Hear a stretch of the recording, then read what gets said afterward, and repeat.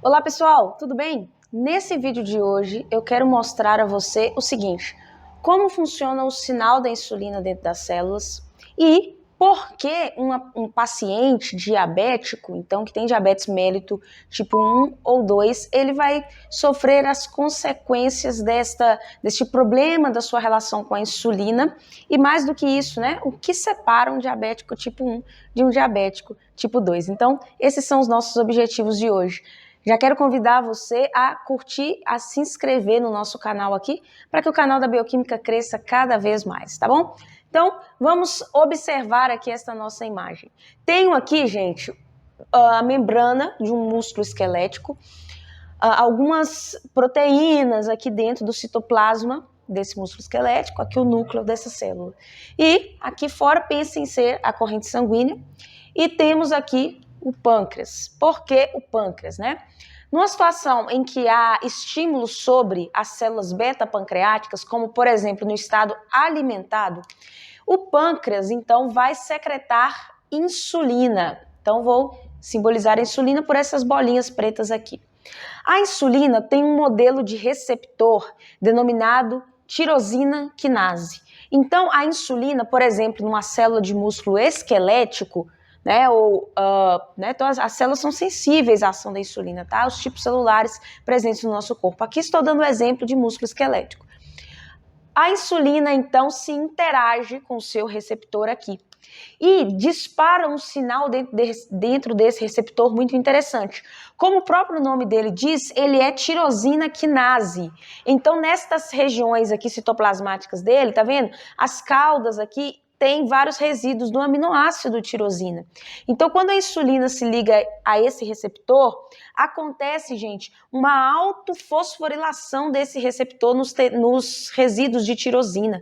Então, ele recebe grupamentos fosfato aqui nessa estrutura. Por que isso daqui é importante, né? Isso mostra a atividade do receptor e aí o chamado substrato do receptor de insulina. Então, tem uma proteína. Aqui eu estou representando o tipo 1 dela, mas há outros tipos também. Esse substrato receptor de insulina, ao reconhecer esse receptor de insulina ativo, né, ela é fosforilada e fica, então, na sua forma ativa também. Então, está aqui ativada. O que está acontecendo aqui? Uma cascata de sinalização, um sinal que está sendo transmitido dentro da célula. Este sinal da IRS1 ativada aqui estimula a chamada PDK1. A PDK1 ativa, gente, ela é uma quinase. Veja, quinase é qualquer enzima que adiciona fosfato. Receptor tirosina quinase, certo?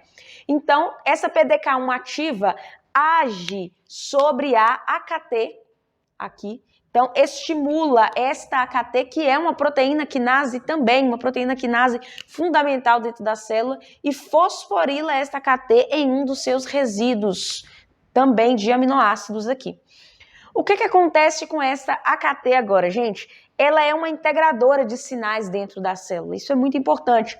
Então, a AKT vai, por exemplo, estimular aquilo que a gente chama translocações de vesícula contendo GLUT4. O que é isso, gente? GLUT4 é um transportador de glicose, ele fica dentro das nossas células, tá? Ele fica aqui dentro de vesículas, dentro do citoplasma. Quando esse sinal da insulina vem, ele é mobilizado do citoplasma para a membrana da célula. Então, quando este GLUT, né, agora é mobilizado e fica aqui, por exemplo, alocado nas membranas das células, vou chamar isso daqui de GLUT, né, não é um canal, aqui está parecendo canal, é um transportador, mas só para ficar bem entendido aqui. O que acontece, gente? Ele permite agora a entrada de glicose. Então, isso daqui é glicose que está ali na corrente sanguínea. Ou seja, a glicose só consegue entrar, por exemplo, nessas células em quantidades relevantes quando este transportador GLUT4 está aqui. Quando esta glicose, então, vem para dentro das nossas células, ela está pronta para ser o quê? Utilizada aqui. Então, agora que a sucessão de reações que a gente estuda vai acontecer via glicolítica, glicogênese, via das pentoses fosfato, então ela é fosforilada até glicose 6-fosfato, como nós bem já sabemos pela exoquinase, e essa glicose 6-fosfato segue o seu fluxo de reações aqui, né, via das pentoses, glicólise, glicogênese e por aí vai. Tá bom? Então, aquelas vias todas que nós estudamos. Ou seja, para a glicose entrar na célula e ser utilizada, tem que ter GLUT4 mobilizado, translocado para as membranas das células. E quem permite isso é o sinal da insulina, tá? Continuando, esta AKT aqui também, gente, ela pode estimular a síntese proteica, né? Por que ela estimula a síntese proteica? Ela age numa cascata de sinalização aqui para baixo que continua, por exemplo, que estimula um complexo intracelular denominado mTOR, que é fundamental para a síntese proteica, tá? Então, esse estímulo aqui leva ao aumento da síntese de proteínas. Por exemplo, aqui a gente está falando de músculo esquelético, mas todas as células precisam de proteínas, né? Não só o músculo esquelético. O que mais que acontece aqui, gente? A AKT, ela é responsável também por estimular a lipogênese. O que isso daqui significa? Estimular a síntese de lipídios, né? Então, a alocação de lipídios ali dentro das nossas células, perfeito? Então, nós estamos vendo esse sinal aqui. Um outro detalhe bastante importante, se eu já estou numa situação de quantidade de glicose disponível, suficientemente disponível dentro da minha célula, isso significa que eu não preciso de vias intracelulares que sintetizem mais glicose, certo? Então, eu estou falando de gliconeogênese. Ou seja, além disso daqui tudo, a AKT, gente, age sobre um fator de transcrição aqui dentro do núcleo chamado FOXO. O que FOXO faz sem a ação da AKT? Primeiro, o FOXO, gente, quando ele está aqui ligadinho no núcleo, né, como ele é um fator de transcrição, ele estimula a síntese de, né, a expressão de genes relacionados com enzimas lá da gliconeogênese. Um grande exemplo, o principal exemplo, inclusive, PEP-CK, né? Então, a PEP-CK, ela tem essa taxa dela, do RNA dela ser transcrito, da proteína ser traduzida, governado por esse fator de transcrição aqui chamado FOXO. Só que quando a AKT age sobre ele, gente, a AKT inibe, bloqueia a ação de FOXO. Por quê? Porque ela fosforila, adiciona um fosfato aqui. Quando ela adiciona esse fosfato no FOXO, o FOXO, gente, ele sai do núcleo. Então, fora do núcleo aqui e fosforilado, ele não tem esta função transcricional, ele não consegue executar sua função transcricional. E o que acontece? A expressão aqui do gene da PEP-CK cai, consequentemente a quantidade de enzimas PEP-CK dentro da célula diminui, consequentemente isso reduz a nossa gliconeogênese, uma das formas, tá? Então, tem outras maneiras de regular a gliconel, mas uma delas é por esse mecanismo aqui. Então, a insulina, olha, isso daqui eu estou resumindo muito, várias das funções da insulina. Então, no indivíduo saudável, normal, é isso daqui que vai acontecer, beleza? Vamos pensar agora em um diabético. O indivíduo que tem diabetes mellito tipo 1, então vou colocar aqui o DM1, o que vai acontecer com esse indivíduo, gente? Neste caso, ele tem um problema, então eu vou até colocar uma setinha para baixo, no sentido de não produzir insulina. Então, ele tem uma deficiência na produção de insulina aqui no pâncreas, certo? Por uma série de fatores. Mas ele não produz insulina. Se ele não produz insulina, o que acontece? Quando ele se alimenta, a glicose dele está aqui, ó. Tem bastante glicose na corrente sanguínea aqui. Só que o que acontece? Como não tem o sinal da insulina, isso daqui foi bloqueado, porque não tem insulina, basicamente, o que vocês percebem? Nada disso daqui acontece. Esse GLUT aqui não é translocado para a membrana. Consequentemente, esta glicose fica o quê? Aprisionada aqui na... Aprisionada é uma palavra forte, mas talvez fica acumulada aqui na corrente sanguínea, ela não consegue entrar na célula para ser o quê? Utilizada por essas diversas vias que vocês estão vendo aqui. Por esta razão, então, esse é um dos motivos que explica, né? Aquilo que nós chamamos de hiperglicemia, né? Por isso que a pessoa fica com hiperglicemia, porque essa glicose está com dificuldade de entrar na célula para ser utilizada.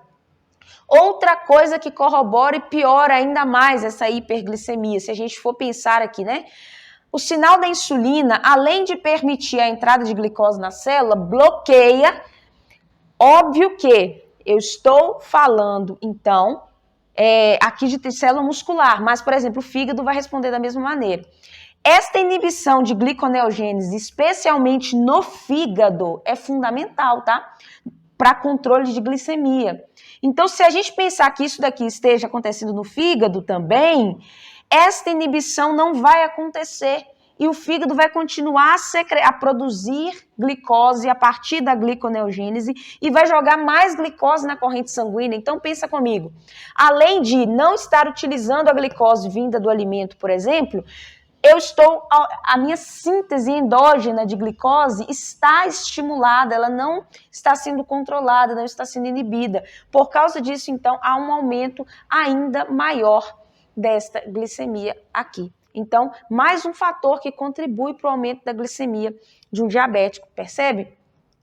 Então, essa falta da insulina tem sérias consequências, tá? Qual é a diferença, então, para esse diabético tipo 1 para um diabético tipo 2. O tipo 2, gente, é o inverso. Ele tem alta quantidade de insulina. Ele produz bastante insulina. O pâncreas dele está normal por enquanto.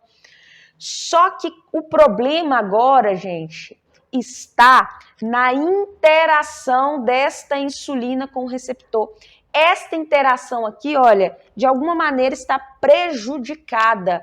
Por que ela pode estar prejudicada? O diabético tipo 1 geralmente é um fator genético, né? A pessoa nasce, então você percebe muitas crianças ali, ou desenvolve ao longo da primeira infância. Então, você percebe muitas crianças diabéticas, né? Tipo 1. Só que de todos os diabéticos existentes, cerca é bem menos do que 5% tem diabetes tipo 1. Mais de 90% dos indivíduos têm diabetes mellitus tipo 2, que está relacionado, gente, a um mau padrão de alimentação, mau padrão de qualidade de vida, né, uma pessoa muito sedentária, pessoa que se alimenta mal. E aí, esta pessoa, né, por uma série de questões, né, vai ter uma liberação hormonal diferente, essa pessoa vai ter uma série de adipocinas produzidas pelo tecido adiposo dela, ali secretadas, resistina, visfatina, que vão contribuir de diversas maneiras para a resistência à insulina. Isso daqui é o que nós chamamos de resistência à ação da insulina, né? A insulina não consegue ligar-se bem ao seu receptor, então esse sinal vai ficando cada vez mais fraco e mais diminuído. Ela precisa de cada vez mais insulina para executar a mesma função. Então, aqui dentro, a resposta é a mesma de um diabético tipo 1. A diferença vai gerar hiperglicemia da mesma maneira. A diferença está na relação da insulina, né? O tipo 1 não a produz, então ele é insulino dependente, tem que tomar insulina todos os dias. O diabético tipo 2, ele já produz a sua insulina, mas ele está resistente à ação dela. Então, geralmente, pessoas que fazem uso de hipoglicemiantes, precisam fazer uso, né, de hipoglicemiantes e tudo mais, certo? Então, gente, basicamente, este é o contexto que eu queria trazer para vocês. Espero que você tenha compreendido. Caso de dúvidas, deixe nos comentários aqui, viu? Muito obrigada e até a próxima.